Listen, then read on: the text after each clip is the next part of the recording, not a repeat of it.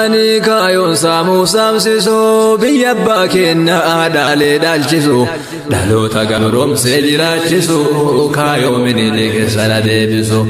nu jalaa guyyaan dhiifama goonaa jarri guyyamaan nutti deechisuu kennuma goobsee nurratti korsee dubbadhu immoo sila haadhiisuu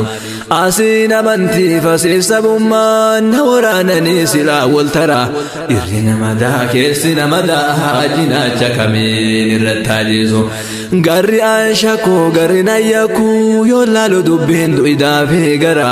bishaantu silaa bilda bobeessaa maaluma dhiiroo malli nu baasu qileef loon durbeekee wal eeggatu tiisicha fidee wali bobbaasu abbaan loowwanii dafee dhaqqabee loon isaa qilee irraa dachaasu kormi duraanuu dide beekatee sawwaniif raddan dafaa dhaqqaba dirreen hangatee qilee deechisu kun gaaffii kiyya.